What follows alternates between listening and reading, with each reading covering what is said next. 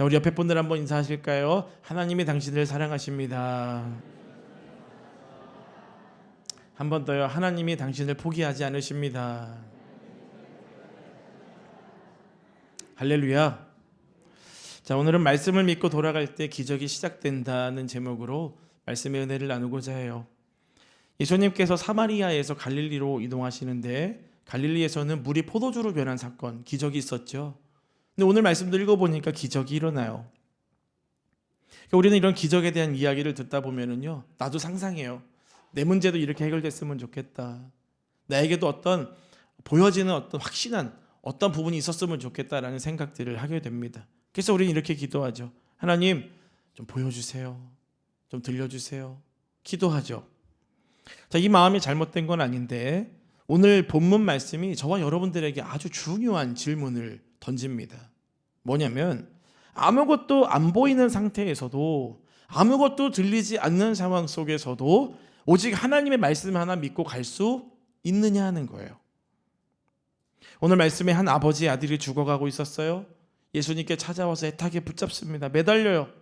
자, 그런데 그 예수님이 그 아버지와 함께 죽어가고 있던 아들을 향해 같이 걸어가신 것이 아니었습니다.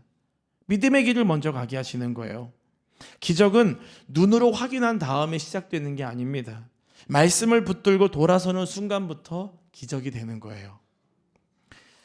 오늘 말씀을 통해 여러분의 매 순간이, 매 삶이 기적이 되기를 축복합니다. 첫 번째는요, 주님은 우리의 믿음의 수준을 바꾸시기를 원하세요. 믿음의 방향을 바꾸시기를 원하십니다. 예수님께서 다시 갈릴리에 오셨어요. 물로 포도주를 만드신 그 자리이죠. 그때 왕의 신하가 예수님께 찾아옵니다. 지위도 있고 권력도 있는 사람이었는데 죽어가던 아들 앞에서는 지위도 권력도 아무런 소용이 없었어요. 여러분, 인생에 문제가 생겼을 때 제일 먼저 뭐 해야 될까요? 46절 47절 읽어보겠습니다. 예수께서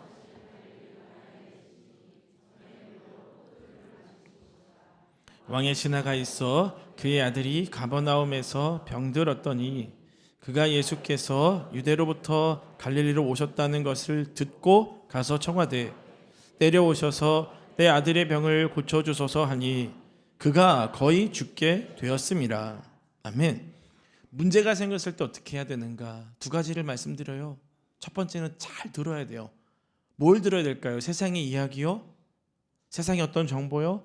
아니에요. 무엇 말씀이 먼저 나왔습니까? 물로 포도주를 만드신 사건. 예수님께서 누구시냐? 이건 표적으로 말씀해 주신 것이죠. 예수님이 어떤 분이시냐? 이게 너무나 중요해요. 예수님께서 물로 포도주를 만들었다는 사건을 이 왕의 신하가 들었습니다. 단순히 변화시킨 것이 아니라 하나님께서 새로운 창조를 하셨다는 걸 믿은 것이죠. 그때 자신의 아들이 죽어가고 있을 때 그 말씀 들은 게 생각이 나는 거예요. 그뿐만이 아니죠. 예수님께서 다시 이곳으로 오신다라고 하는 걸 들은 거예요. 여러분, 무엇을 듣고 계십니까? 말씀을 들어야 돼요. 하나님의 말씀을 들어야 저와 여러분 삶의 믿음이 자라고 믿음의 방향이 바뀌게 되는 것입니다.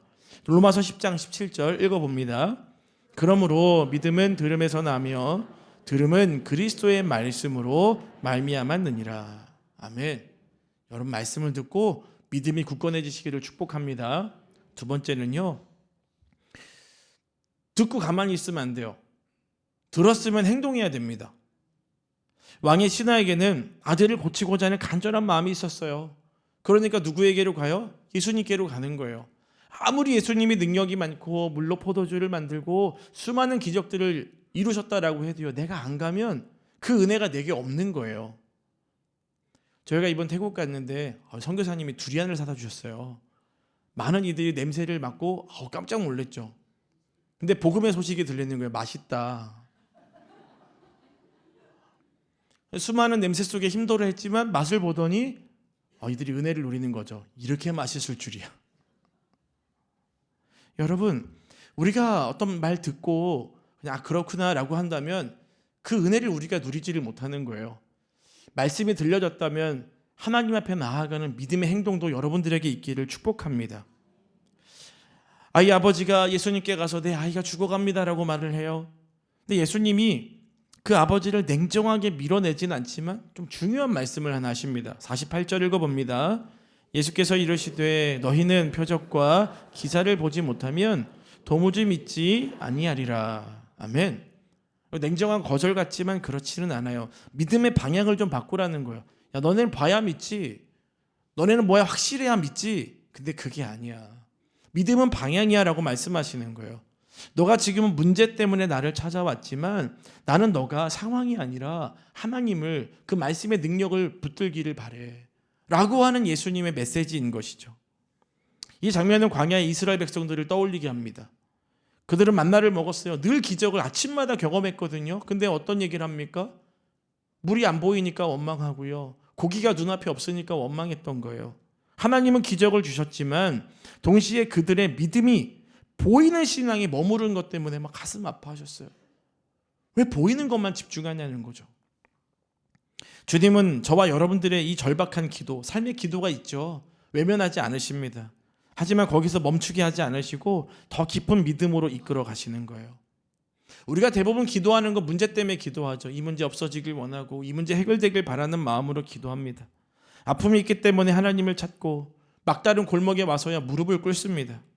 주님은 그런 기도를 외면하지는 않으세요. 그런데 거기서 멈추시는 게 아닙니다. 보아야 믿는 신앙에서 말씀을 먼저 붙드는 신앙으로 저와 여러분들을 변화시켜 가시는 거예요. 저와 여러분들이 보아야만 믿는 믿음이 아니라 들려진 주님의 말씀을 믿는 믿음이 되기를 축복합니다. 두 번째예요.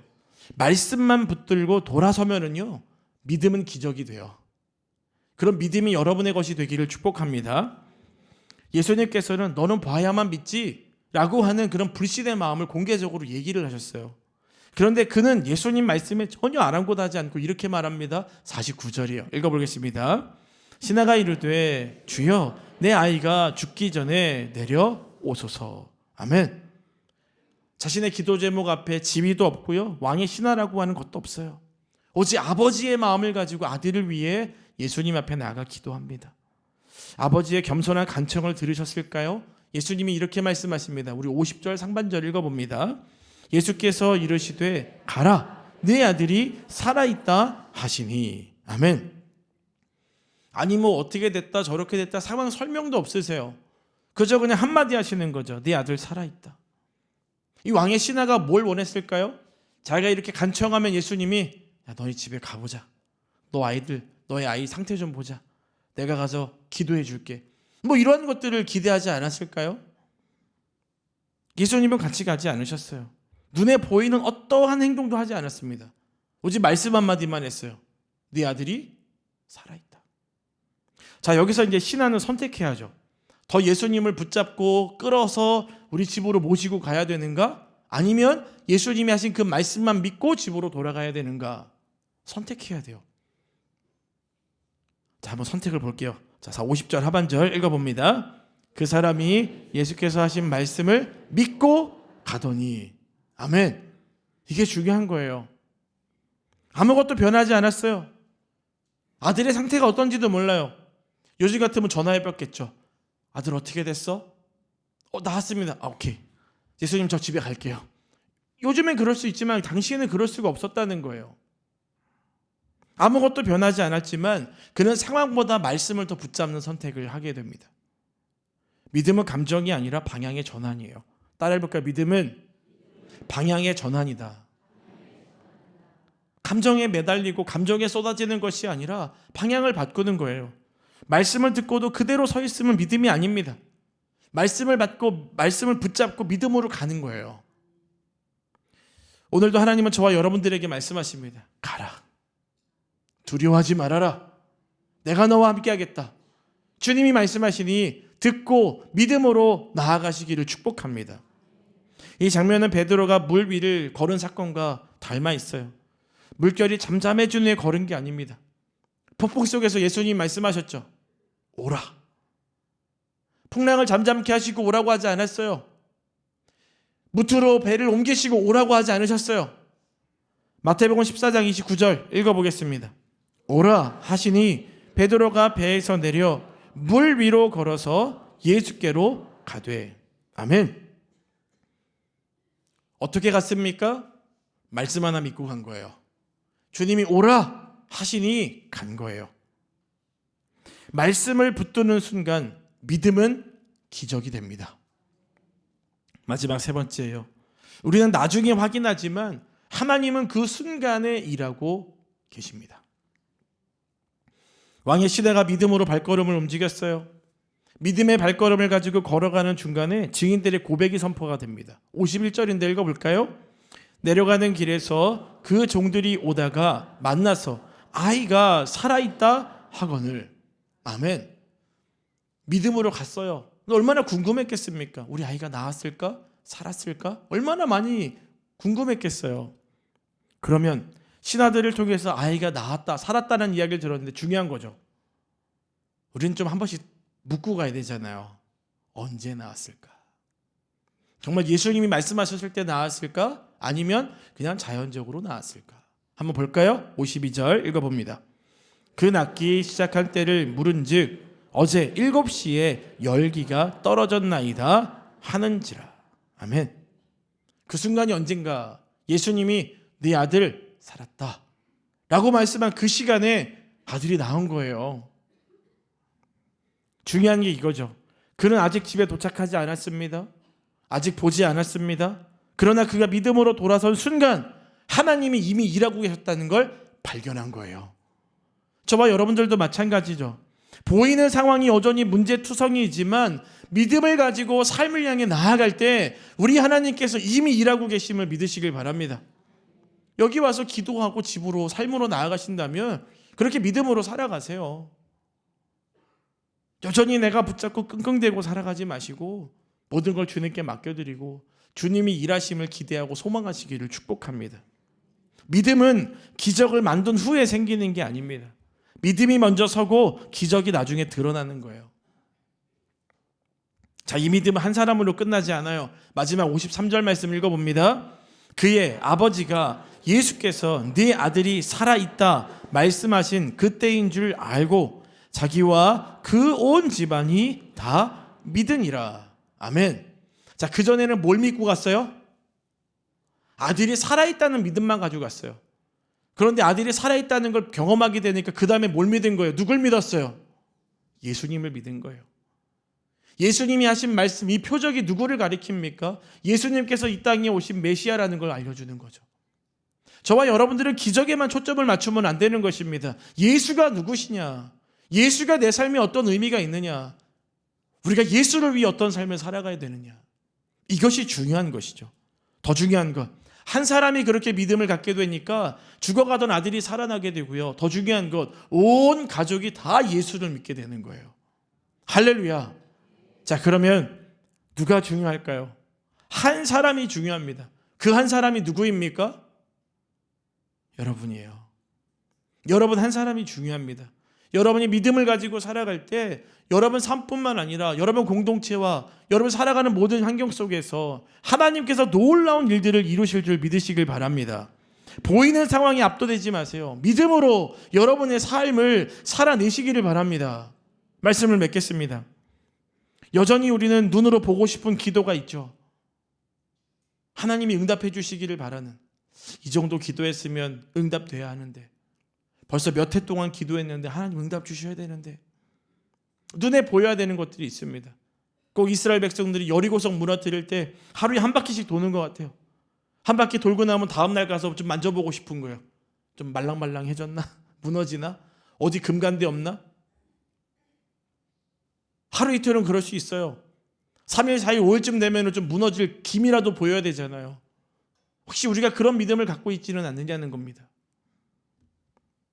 그러한 모습들 때문에 불안해하시고 힘든 가운데 계십니까? 여러분, 믿음으로 그 길을 걸어가시기를 바라요. 주님이 이렇게 말씀하시는 거죠. 말씀을 믿고 돌아가라. 말씀을 믿고 믿음으로 순종할 때 여러분 삶에 놀라운 기적의 은혜가 임하게 될 줄 믿습니다. 자, 함께 찬양하고 기도하겠습니다. 주님이 우리 삶에 일하실 줄 믿습니다.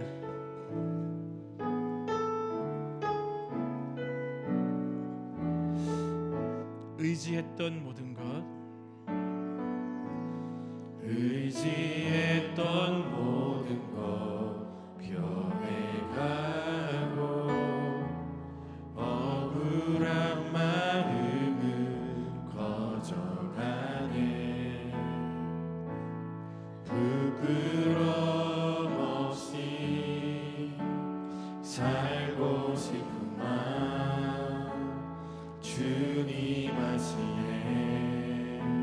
모든 일을 손으로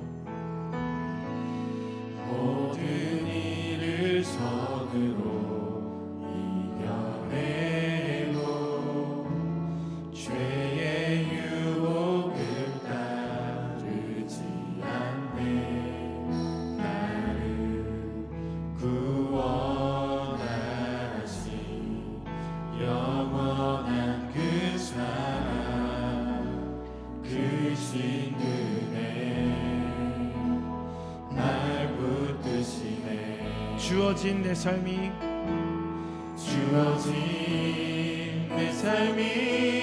작게만 보여도 선하신 주 나를 이끄신 분의 중심을 보시는 주님만 따르네.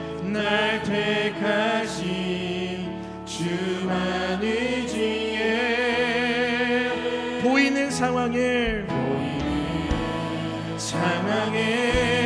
무너질지라도 예수 능력이 나를 붙드네. 보이지 않아도 주님만 따르네. 내 평생 주님을 노래하리. 주어진 내 삶이 작게만 보여도 삶이 작게만 보여도 선하신 주 나를 이끄신 분의 중심을 보시는 주님만 따르네. 날 택하신 주님만 의지해. 보이는 상황에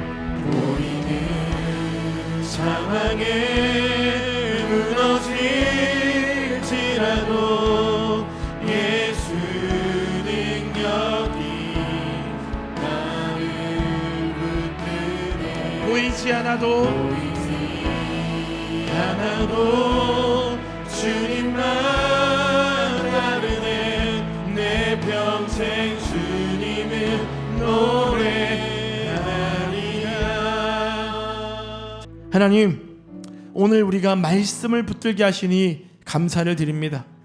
지금 이 자리를 떠나서 각자의 삶의 자리로 돌아갈 때 아직 아무 변화가 보이지 않아도 말씀을 믿고 돌아가는 믿음을 선택하게 하여 주시옵소서. 기도한 후에 바로 응답이 없어도 낙심하지 않게 도와주시고, 결과를 확인하지 못해도 평안을 잃지 않게 하여 주시옵소서. 말씀을 붙들고 걸어가는 그 발걸음 위에 주님이 일하고 계심을 신뢰하게 하여 주시옵소서. 주님께서 가라 말씀하실 때 머물지 않게 하여 주시고, 두려워하지 말라 말씀하실 때 계산하지 않게 해주시며, 내가 이미 일하고 있다 말씀하실 때 의심보다 순종으로 반응하게 하여 주시옵소서. 믿음을 선택한 왕의 신하처럼 우리의 믿음의 결단이 우리의 가정을 살리고 우리의 관계를 회복시키며 우리 인생을 새롭게 하는 축복의 통로가 되게 하여 주시옵소서. 말씀을 붙든 이 한 주가 기적을 확인하는 시간이 아니라 기적이 이미 시작된 시간임을 믿으며 살아가게 하여 주시옵소서. 특별히 태국 땅을 위해 기도합니다. 썸머이 프라펀 교회, 도이사켄 영광교회, 빠망 영광교회, 람푼교회, 라일로에 있는 27명의 아이들, 주님께서 그들을 돌보시고 믿음의 길로 인도하실 줄 믿습니다. 또 오늘 예배에 참여하신 강천원 선교사님, 노태순 사모님, 비록 어려움이 있었지만 주님이 위로해 주신 줄 믿습니다. 또 가라 하시니 주님 말씀하신 필리핀 땅으로 갑니다. 다시 한번 일어서게 하여 주시고, 보이는 상황에 무너지지 않게 해주시고, 압도되지 않게 도와주시고, 주님께서 말씀하신 그 길들을, 그 약속을 붙잡고 믿음으로 걸어가 주님께 영광 돌리는 두 분의 삶, 또 그 제자들, 또 세워놓은 교회들 될 수 있도록 역사하여 주시옵소서. 주님이 일하실 줄 믿으며 예수님 이름으로 기도드립니다. 아멘.